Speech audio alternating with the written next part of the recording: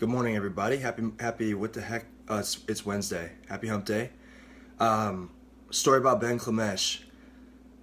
Anybody that knows me knows that I'm big on motivation, big on persistence, overcoming odds, chasing down dreams, just being real and authentic with whatever you feel like you're passionate about that you should pursue in life. Because without passion, what have you got?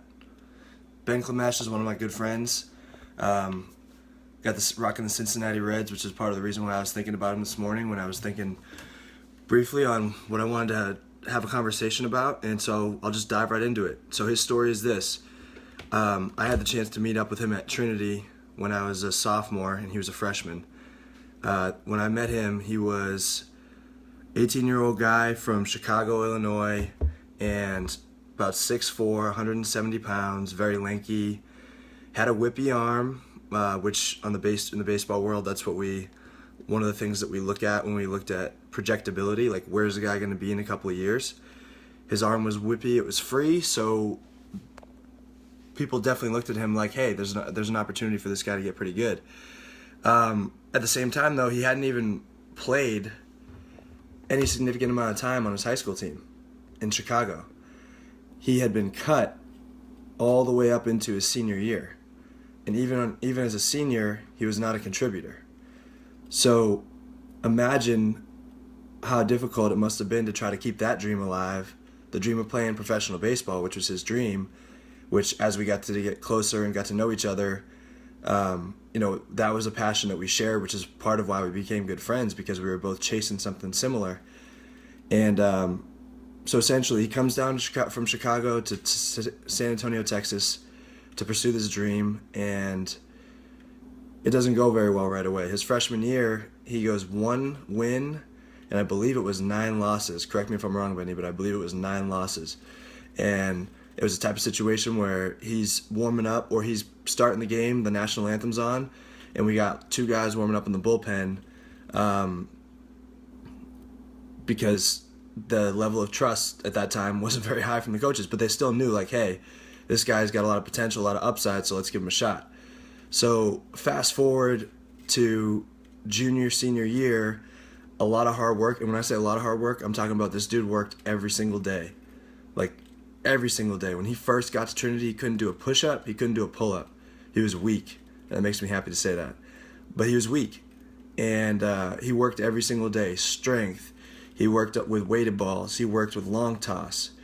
He worked on his mindset. He learned how to pitch. He learned how to compete on the mound. He was always naturally a competitor, which is, I think, the overlapping theme that you're going to see with a lot of people that make it anywhere.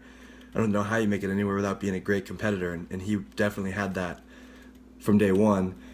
Senior, junior year, he's 230 pounds now, 6'4". So he's added 60 pounds, essentially, of body weight, which is key when you look at velocity. So pay attention to that, players and parents, because mass times acceleration equals velocity. 170 pounds versus 230 pounds. It's a big difference. So his freshman year, he's 84, 86. I think he touches a 90, maybe once, maybe twice. By the time he's a senior, he's sitting at 92, 94, touching 96, 97, 98. And gets drafted, gets into the organization with the Reds, plows through it, ends up being an all-star in the Arizona Fall League, which is a coveted prospect league for those who don't know it. Essentially, if you make it there, that's the major league organization telling you that they see you as a future big leaguer. So think about this story. This dude coming from a town in Chicago, doesn't have a good high school career by any stretch of the imagination, goes to a little D3 school, struggles like crazy his freshman year, and just has the courage and the balls and the grit to just keep pursuing it. And the story's not over for Ben. He got rotator cuff, got some cleaning up in his shoulder because the damages and the trauma that happens with each throw, the micro trauma added up, and he's working his way back. But it's just a great testament to what persistence can do and what you're able to accomplish if you really truly put your mind and your passion into something. Because if you had been a betting man, you would not have taken the bet that Ben Klimesh would have been a professional athlete at age 12, 13, 14, 15. So no matter if you're a guy that's peaking right now, you're a high school guy watching this and you're thinking, hey, I'm pretty good. dude, you're not that good. Like, go work. And if you're a high school guy that's watching it saying, hey, I'm not very good, perfect. Because there's people that are good that were way ahead of Ben, that got comfortable with themselves, that he passed up because of the hard work. So it's all there for the taking. That's just keep it in mind today. No matter where you're at in the pursuit of your goal, your dream, your vision, there's always one more step to take forward. And if you're willing to go through all the hardship that comes with chasing down something like that, then it's doable. It's possible. Go chase your dreams, baby.